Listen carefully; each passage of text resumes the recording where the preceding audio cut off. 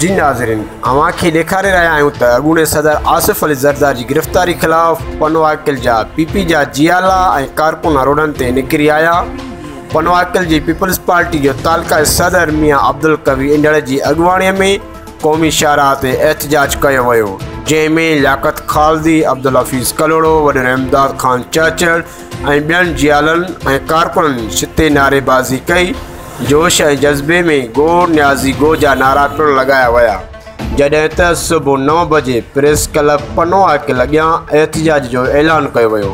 Cameraman Manohar राय सां गॾु अयाज़ अब्बासी, सोच टीवी, पनवाकिल।